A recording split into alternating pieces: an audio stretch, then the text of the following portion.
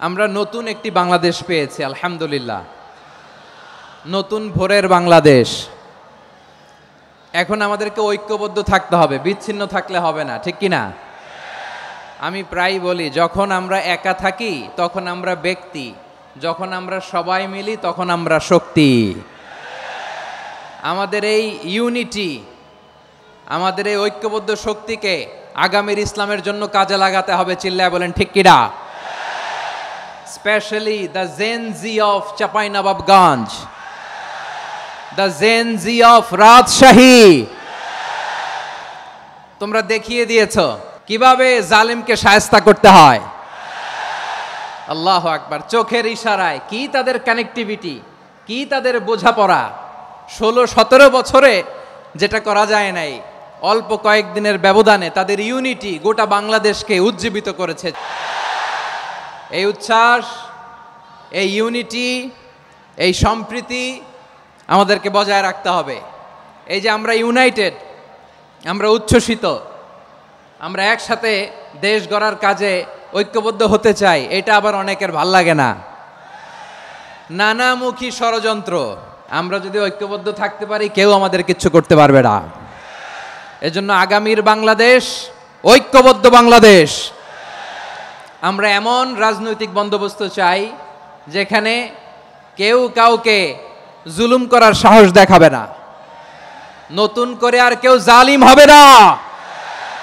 নতুন করে ফ্যাসিস্ট হওয়ার সাহসটুকু, দুঃসাহসটুকু কেউ দেখাতে পারবে না। এরকম বাংলাদেশ আমরা চাই কি চাই না? আমরা স্বাধীনতার পর থেকে এটাই দেখেছি।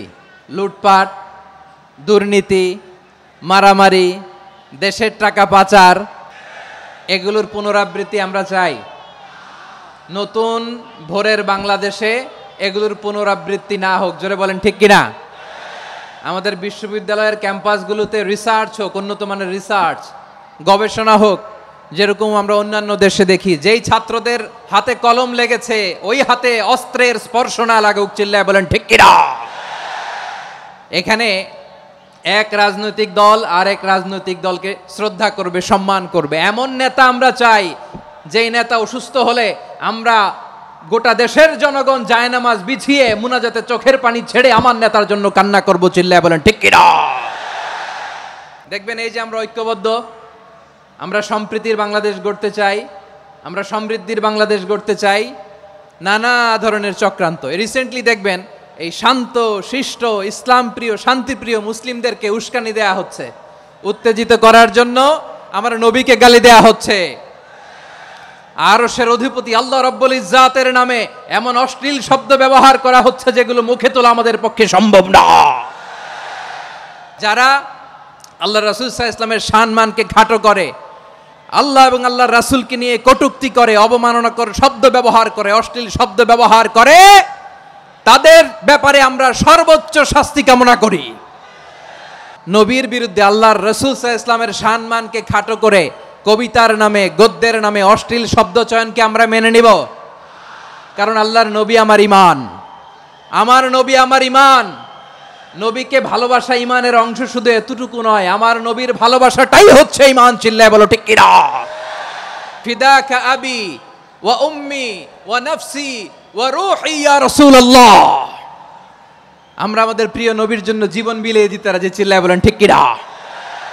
এজন্য ইন্টারিম গভর্নমেন্টের কাছে আমরা বিনীত আবেদন জানাই, দেশের পরিস্থিতি আরো নাজুক হওয়ার আগেই যারা এই সমস্ত অবমাননার সাথে জড়িত তাদের বিরুদ্ধে কঠোর শাস্তির বিধান জারি করতে হবে।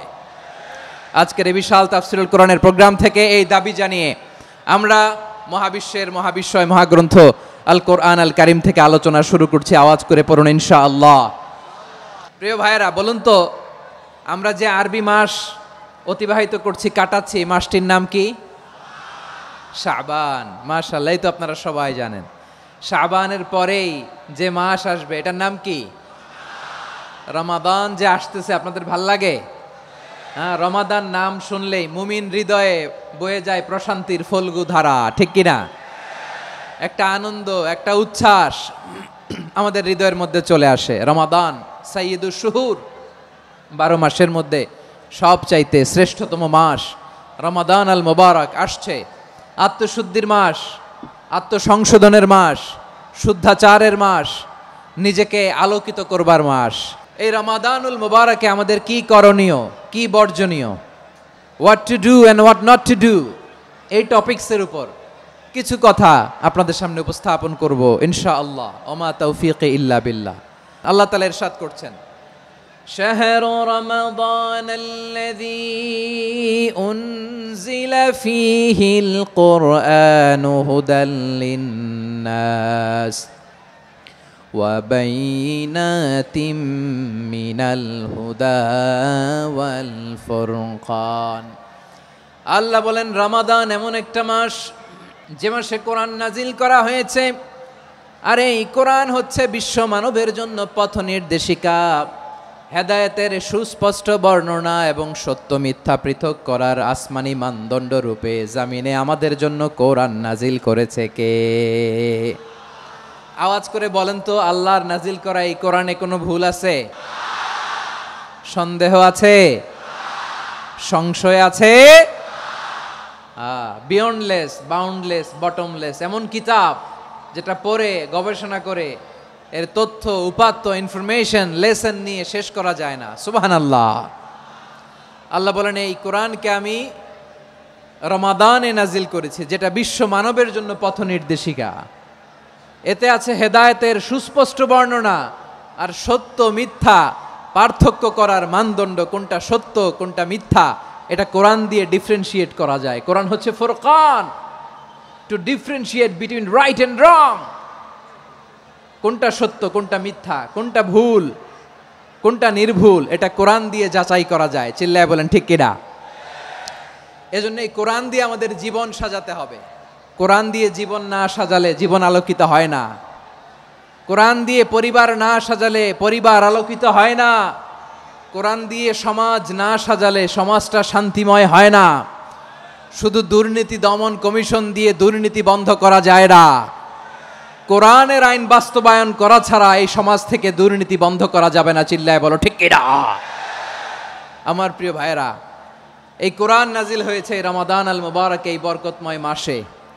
তাই আমাদের উচিত আসন্ন যে রমাদান আল মুবারক, এই রমাদানে কোরআনের সাথে নিজেদের সম্পর্ককে বাড়ানো। আপনি কি জানেন কোরআন নিয়ে কোন ফেরেশতা পৃথিবীতে এসেছিল? জানেন? ফেরেশতার নাম কি বলেন তো? জিবরিল আলাইহিস সালাম। সাইয়েদনা জিবরিল কোরআন নিয়ে এসেছেন, ফলে উনি হয়েছেন শ্রেষ্ঠ ফেরেশতা।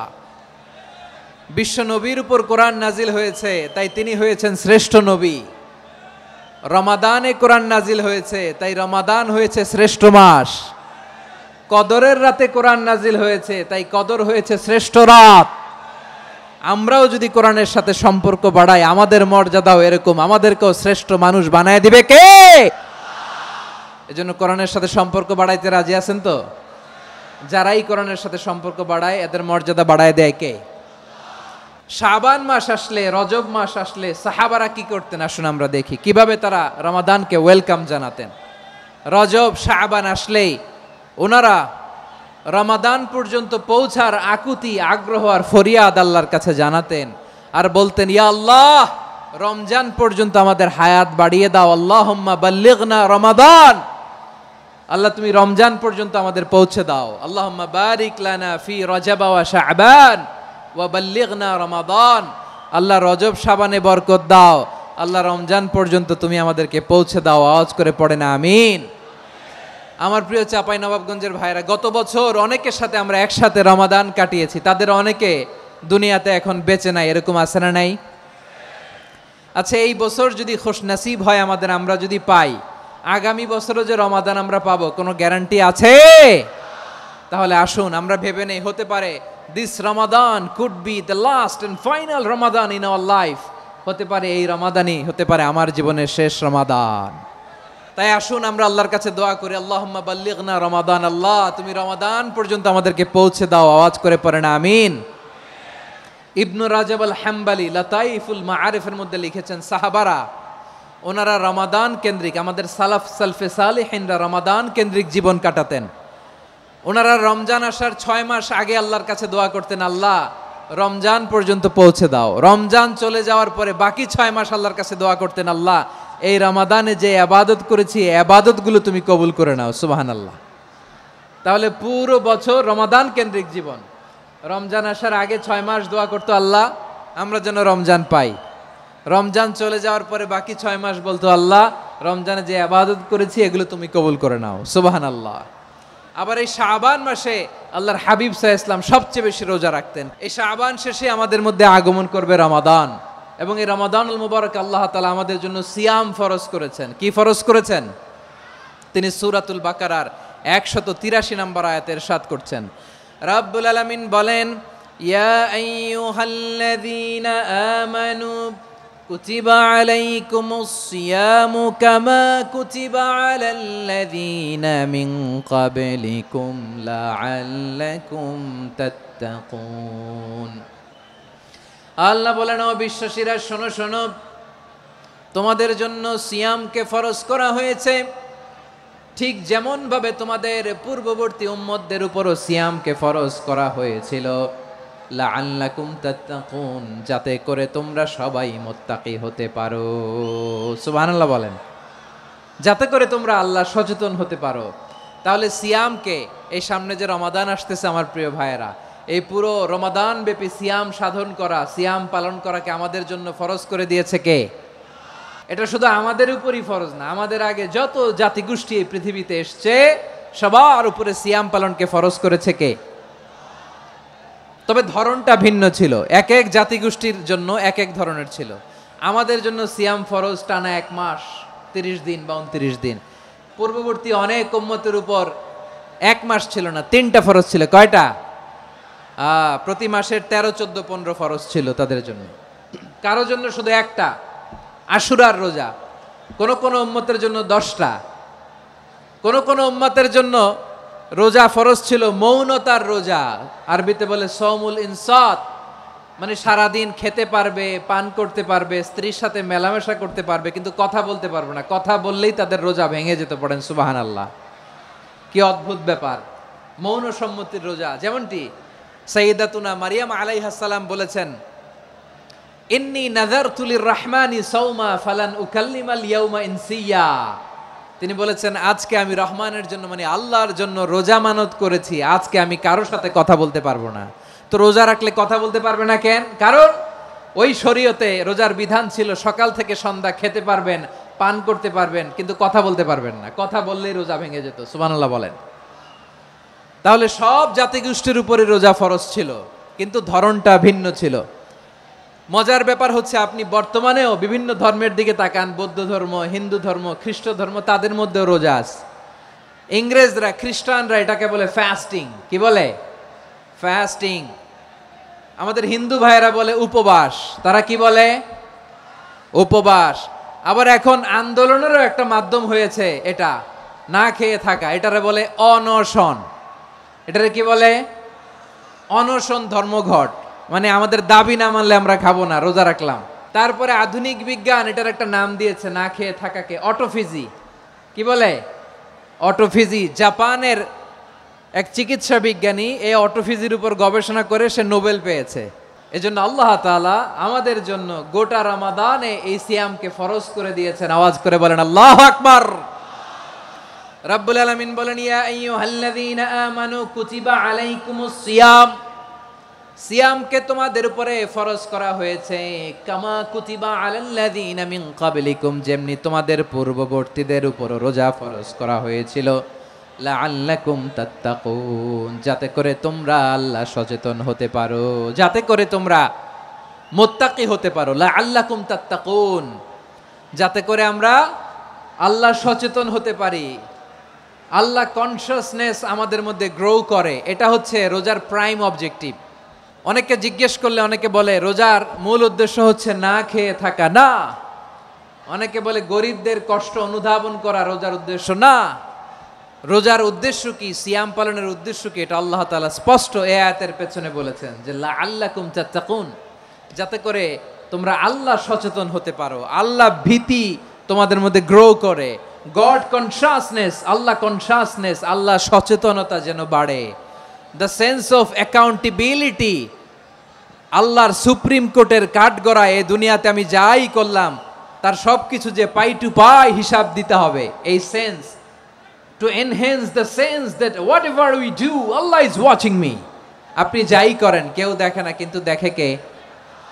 শুরুতেই তো জিজ্ঞেস করেছিলাম যে কেউ যেটা দেখে না সেটা দেখেন কে? কেউ যেটা শোনে না সেটা শোনেন কে? এর নাম হচ্ছে লাআল্লাকুম তাত্তাকুন, যাতে করে তোমরা আল্লাহ সচেতন হতে পারো, আল্লাহ ভীরু হতে পারো। দুনিয়ার কেউ দেখে না, কিন্তু আল্লাহ দেখে। এটাই রোজার মূল শিক্ষা। আমার প্রিয় ভাইরা, আপনি লুকিয়ে লুকিয়ে ঘরের ভেতরে অন্যায় করেছেন, পাপ করেছেন, আপনার বাবা দেখে নাই, মা দেখে নাই, স্ত্রী দেখে নাই, কিন্তু দেখেছে কে? আল্লাহর চোখ ফাঁকি দেয়া যায়?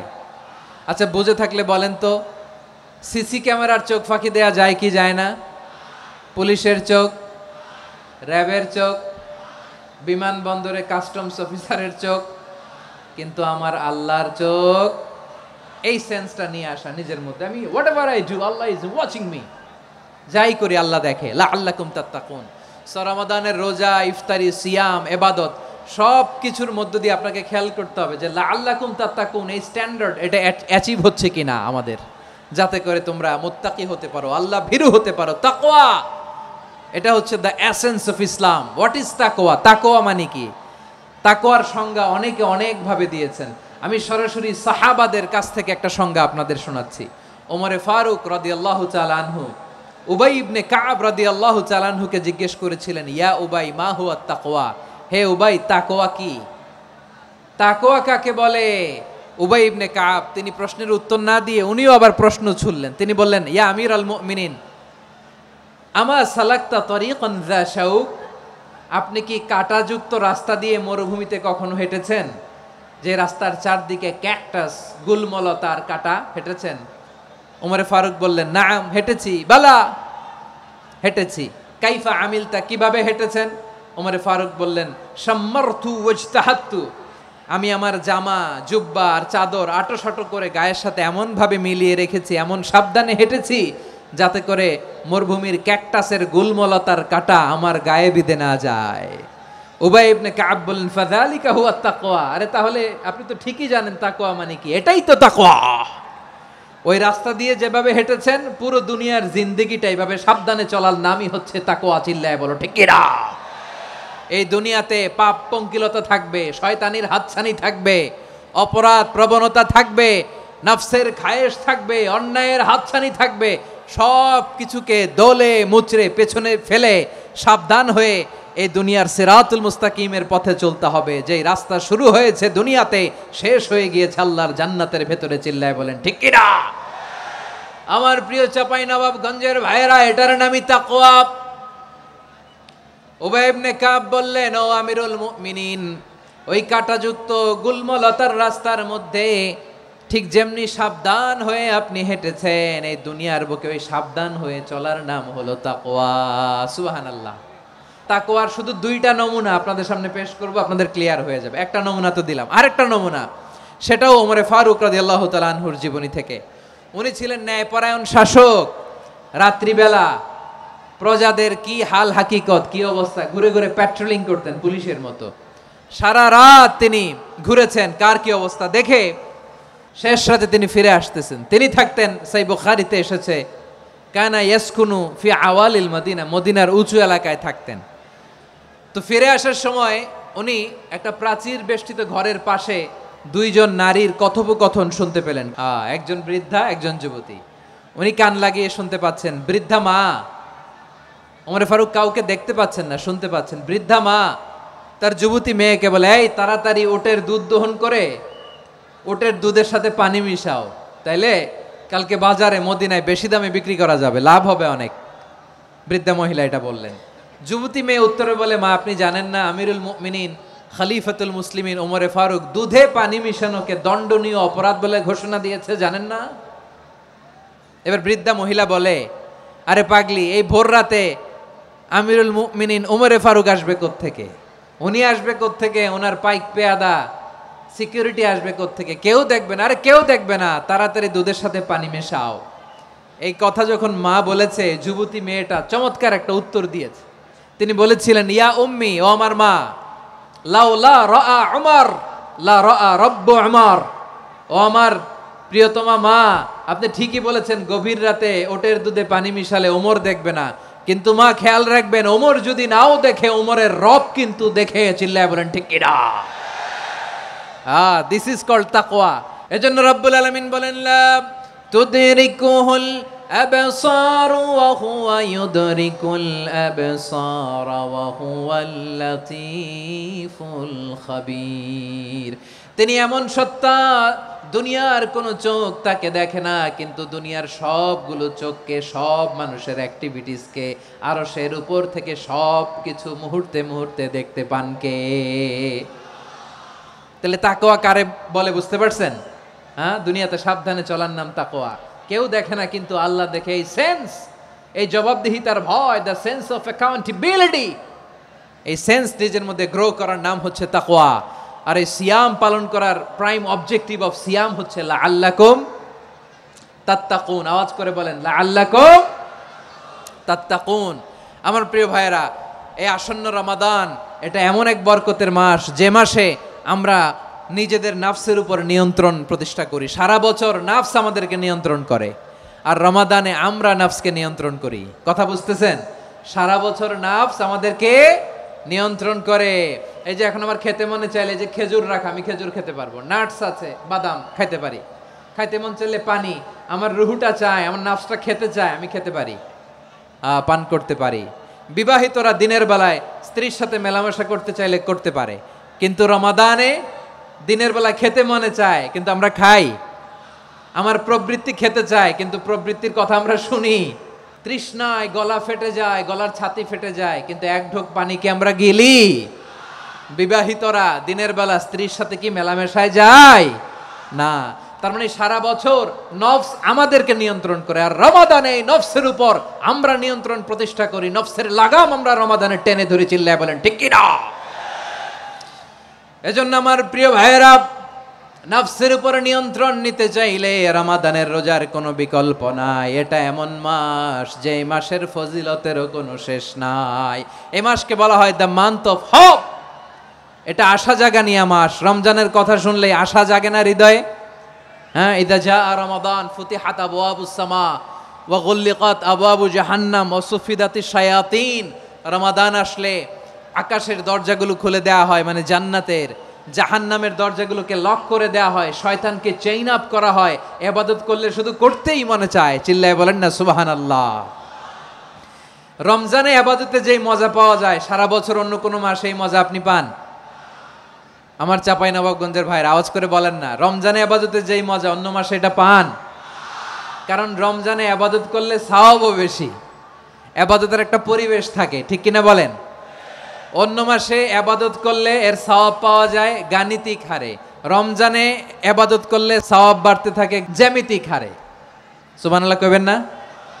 অন্য মাসে সওয়াব বাড়ে গাণিতিক হারে, রমাদানে ইবাদত করলে সওয়াব বাড়ে কিভাবে? জ্যামিতিক হারে বাড়ে। দেখেন, রমাদানে একটা নফল করলে ফরজের সমান সওয়াব, একটা ফরজ করলে 70 থেকে 700 গুণ সওয়াব, রমজানে উমরা করলে হজের সমান সওয়াব।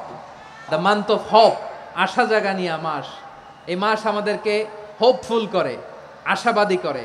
রমাদান যেমনি দ্য মান্থ অফ হোপ, আশা জাগানিয়া মাস, এট দ্য সেম টাইম এই রমাদান হচ্ছে মান্থ অফ ওয়ার্নিং, একটা ওয়ার্নিং এর মাস। নবী যেমনি আশা জাগাইছে, আবার ওয়ার্নিং দিয়েও গেছে, খবরদার। ওয়ার্নিংটা কেমন? আল্লাহর হাবিব সাল্লাল্লাহু আলাইহি ওয়াসাল্লাম মসজিদে নববীর ভেতরে, হঠাৎ তিনি মসজিদে নববীর মিম্বারে পা রেখে বললেন আমিন।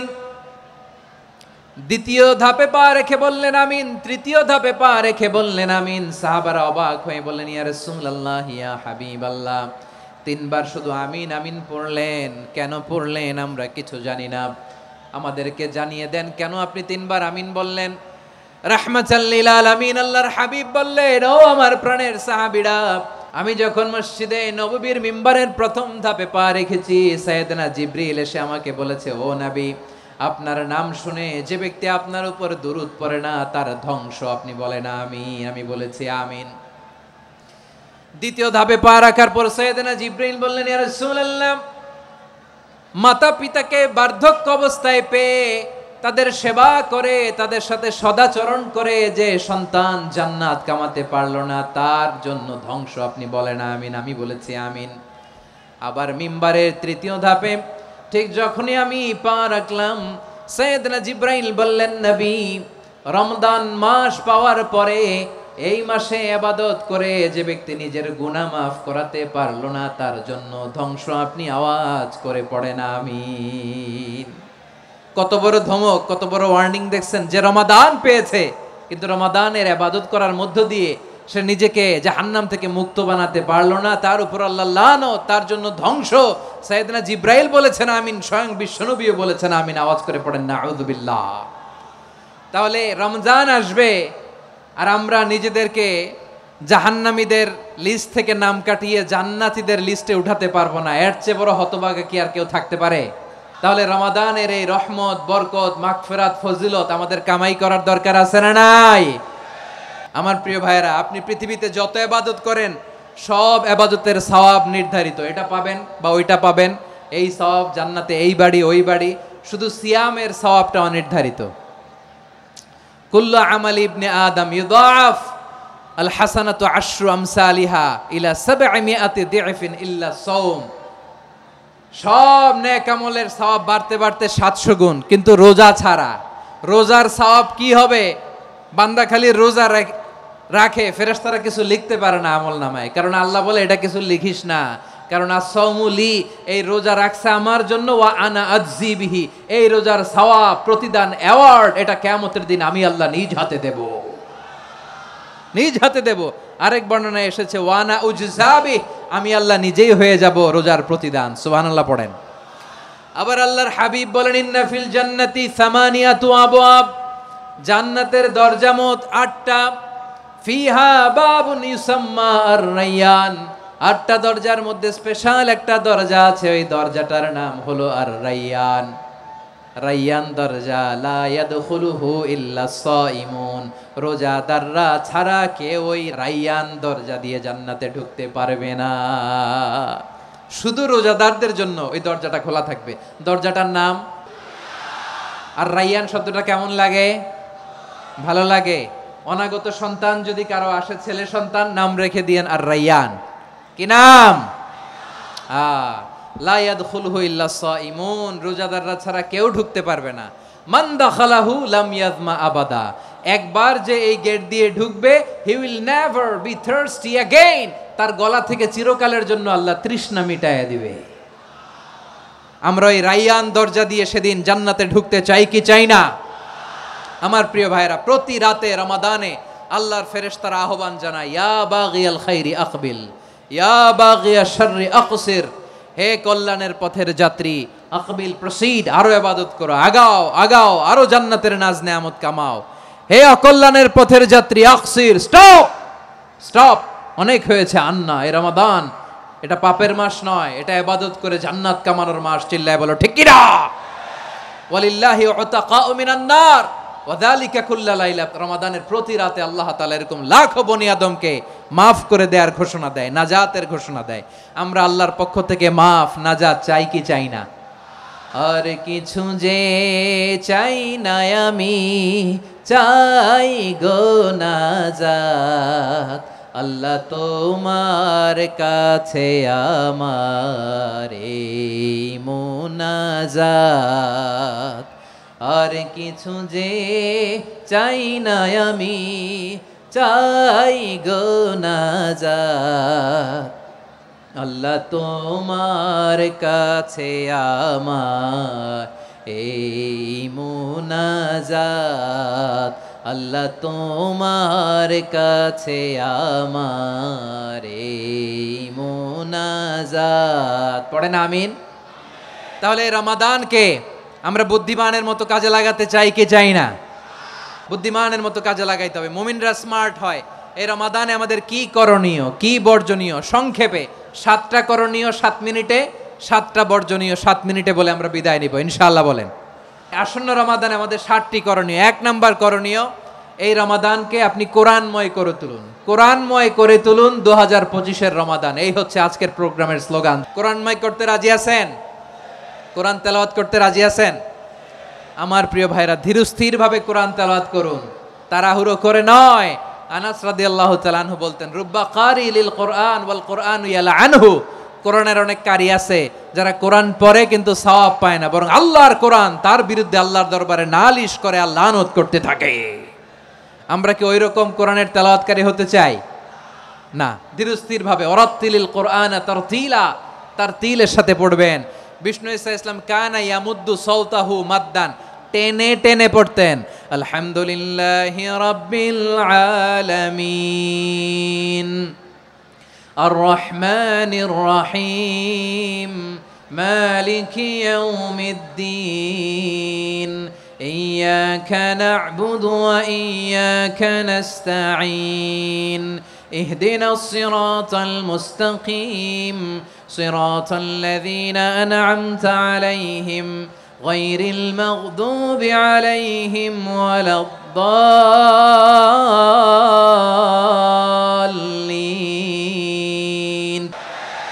কানা ইয়ামুদ্দু সাওতাহু মাদ্দান, টেনে টেনে পড়তেন। ওয়া কানা ইউকাত্তিউ আয়াতান আয়াতান, প্রত্যেক আয়াত পড়ে পড়ে তিনি থামতেন। এভাবে কোরআন পড়তে হবে। আমাদের অনেক মা বোনেরা আজকের এই চাঁপাইনবাবগঞ্জের প্রোগ্রামের অনেকগুলো মহিলা প্যান্ডেল আমি ল্যান্ডিং করার সময় দেখেছি। আমার অনেক বোনেরা ওনারা কোরআন খতম করতে যে এমনভাবে তেলাওয়াত করেন, কোরআন তেলাওয়াতের আদব আর অবশিষ্ট থাকে না। আমরা তারতিলের সাথে তেলাওয়াত করব, যেমনটি আমি পড়ে শোনালাম। বিষ্ণু ঈসা ইসলাম প্রতি আয়াত শেষে থামতেন, টেনে টেনে পড়তেন, তারতিলের সাথে পড়তেন, সুর করে পড়তেন। মান লাম ইয়াতাগান্না বিল কোরআন ফালাইসা মিন্না, যে সুর করে কোরআন পড়ে না সে আমার উম্মত হতে পারে। যায়িনুল কোরআন বিআসওয়াতিকুম, বিষ্ণু বলেন সুর করে কোরআন পড়বা। অনেকে কোরআনের খতম তুলবার জন্য কোরআনরে একেবারে খতম করে দেয় না। আপনি ধীরস্থির ভাবে পড়ে যদি খতম দিতে পারেন মাশাআল্লাহ, না পারলে যতটুকু পারেন পড়বেন। এরপর অনুবাদ পড়ার চেষ্টা করবেন, তাফসির পড়ার চেষ্টা করবেন। আপনাদের জন্য এক অনন্য উপহার রয়েছে আমার পক্ষ থেকে, এক নজরে কোরআন। 114 সূরার সারমর্ম, সার নির্যাস আমরা নিয়ে এসেছি এখানে। বাংলা ভাষায় আমার জানা মতে খুব সম্ভবত এই প্রথম কাজ, কেউ করে নাই। আরবিতে পাবেন এরকম অনেক বই, ইংরেজিতে কিছু কাজ আমরা দেখেছি, কিন্তু বাংলায় পাবেন না। এত চমৎকারভাবে আমরা সূরাগুলোর সারমর্ম, সার নির্যাস তুলে ধরার চেষ্টা করেছি। 5 পৃষ্ঠায় আপনি জেনে যাবেন এই সূরার সেন্ট্রাল থিম কি, এই সূরায় কি কি নিয়ে আলোচনা করা হয়েছে, এই সূরা থেকে মূল লেসন কি, মূল শিক্ষা কি, সহজে আপনারা বুঝে যাবেন। সুযোগ হলে এটা সংগ্রহ করবেন আপনারা। যে কোনো ধরনের ভালো অনুবাদ আপনারা পড়বেন, তাফসির পড়বেন। আমরা কোরআনময় করতে চাই। খতম কোরআনে রমাদানের 1 খতম দেওয়ার একটা সহজ পদ্ধতি হচ্ছে রমাদানের প্রতি নামাজের পরে 4 পৃষ্ঠা। প্রতি নামাজের পরে কয় পৃষ্ঠা? 4 পৃষ্ঠা। তাহলে 5 ওয়াক্তে 4 পাঁচা 20 পৃষ্ঠা। হেফজে কোরআনগুলো 20 পৃষ্ঠা 1 পারা। এভাবে 30 দিনে আপনার 1 খতম হয়ে যাবে। আমরা যেন তারতিলের সাথে বিশুদ্ধভাবে কোরআন তেলাওয়াত করতে পারি, আল্লাহ তৌফিক দান করুক। পড়েন আমিন। 2 নাম্বার করণীয়, ধীরস্থিরভাবে তারাবির সালাতগুলো যেন আমরা আদায় করি। তাড়াহুড়ো করবেন না আল্লাহর ওয়াস্তে, তাড়াহুড়ো করবেন না, তাহলে কোরআন আমাদের জন্য বদদোয়া করবে। তাড়াহুড়ো করবেন তারাবির নামাজে। তারাবির নামাজ সালাতুত তারাবিহ মানে বিশ্রামের নামাজ। আর আমরা পড়ি সলাতুল কিতার, রেলগাড়ির মতো নামাজ। না, এরকম করবেন না। ইমাম সাহেবদেরকে আশ্বস্ত করুন যে ইমাম সাহেবরা আমরা পিছনে আসি আপনাদের সাথে, আপনি আস্তে আস্তে পড়েন, তারতিলের সাথে পড়েন, ধীরস্থিরভাবে তারাবির সালাত পড়বেন। সারা বছর এই সুযোগ হয় না দাঁড়িয়ে কোরআন শোনার, এরকম আয়োজন ব্যবস্থাপনা সারা বছর আর আমরা পাই বলেন তো না। তারাবির সালাতের রাকাত বিতর্ক এড়িয়ে চলুন। রাকাত নিয়ে বিতর্ক করবেন না।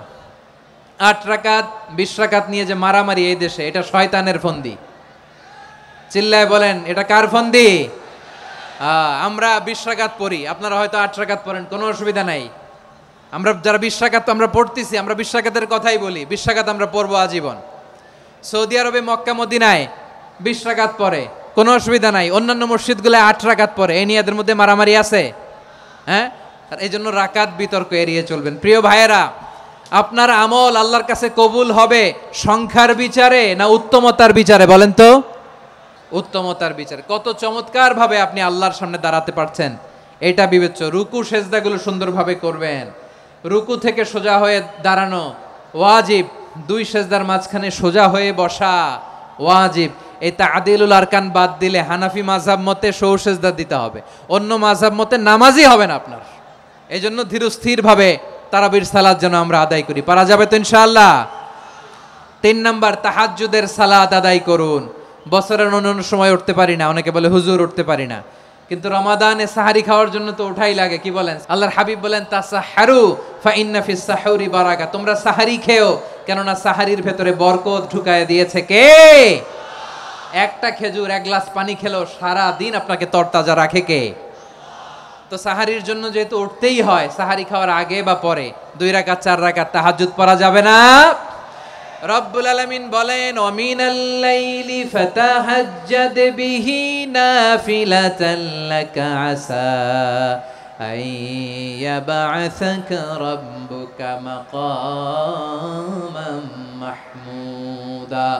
ও নবী, রাতের কিছু অংশ সময় তাহাজ্জুদের সালাত আপনি আদায় করবেন, কারণ এই তাহাজ্জুদ হলো আপনার জন্য নাফিলাতাল লাক, অতিরিক্ত ফরজ। আপনাকে মাকামে মাহমুদে অধিষ্ঠিত করবে কে? এজন্য যারা সম্মানিত হতে চান, সম্মানের আসনে যেতে চান, তাদের জন্য তাহাজ্জুদ অবধারিত। আমরা রমজানে সাহারির আগে তাহাজ্জুদ পড়তে চাই কি চাই না? এই নামাজটারে আল্লাহ বড্ড ভালোবাসেন। কেন জানেন? কারণ গভীর ঘুমকে স্যাক্রিফাইস করে আমরা এই নামাজ পড়ি। ঘুমের আরবি জানা আছে কারো? ঘুমরে আরবিতে কি বলে? অনেকগুলো আরবি আছে। একটা আরবি হচ্ছে নুআস, তন্দ্রা, তন্দ্রা, আমানাতান নুআসা কোরআনে এসেছে। আরেকটা আছে ঝিমুনি, ঝিমুনি, এইভাবে ঝিমুনি আসে ঘুমের আগে, এটারে বলে সিনা। এটারে কি বলে? সিনা। স্বাভাবিক ঘুমকে আরবিতে বলে নাউম। স্বাভাবিক ঘুমকে কি বলে? এই সিনা আর নাউমকে আল্লাহ এক আয়াতে এনেছেন, লা তাখুযুহু সিনাতু ওয়ালা নাউম। আল্লাহর তন্দ্রা নাই, ঘুম নাই, ঘুমের আগে যে তন্দ্রা আছে ওইটাও নাই। তাহলে নুআস, সিনা, নাউম পেলাম। আরেকটা ঘুমের আরবি হচ্ছে হুজুদ। এটা মাঝরাতের ঘুম, শেষ রাতের ঘুম, যেই ঘুমটা বড্ড মজা লাগে। কাঁথা টেনে টেনে, ব্ল্যাঙ্কেট টেনে টেনে আরেকটু ঘুমাইতে মন চায়, আরেকটু, আর 1 মিনিট, আর 2 মিনিট, এরকম একটা মজার ঘুম শেষ রাতে আছে না নাই? এই শেষ রাতের ঘুম, এই হুজুদের ঘুমকে স্যাক্রিফাইস করে যেই সালাত পড়া হয়, ওই সালাতের আরবি নাম হচ্ছে সলাতুল হুজুদ বা সলাতুত তাহাজ্জুদ। চিল্লায় বলেন আল্লাহু আকবার। এজন্য আল্লাহ তাআলা তাহাজ্জুদের সালাতকে এত পছন্দ করেন। পড়বেন তো রমাদানে। 4 নম্বরে মুক্ত হস্তে দান করুন, মুক্ত হস্তে দান করুন। ওয়ামা আতাইতুম মিন যাকাতিন তুরিদুনা ওয়াজহাল্লাহি ফাউলাইকা হুমুল মুদঈফুন। তোমরা মনে করো না যাকাত দিলে তোমাদের সম্পদ কমে যায়, এটা ভেবো না, বরং তোমরা আল্লাহর খুশির জন্য যে যাকাত দাও, তারপরে তোমার যে সম্পদ থাকে ওই সম্পদের মধ্যে প্রবৃদ্ধি দান করে কে?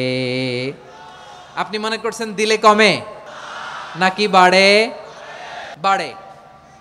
যেটা দান করেন কামাসালি হাব্বা আম্বাতাত সাবআ সানাবিলা ফি কুল্লি সুম্বুলাতিন মিয়াতি হাব্বা। 1 টাকা দান করলে এটা চারা বীজের মতো, রূপে দিলে 7টা শীষ, প্রতি শীষে হয় 100 শস্য দানা। আল্লাহ যারে চায় এরকম বাড়ায় দেয়, প্রবৃদ্ধি দেয়। সুবহানাল্লাহ। এজন্য মুক্ত হস্তে দান করতে রাজি আছেন?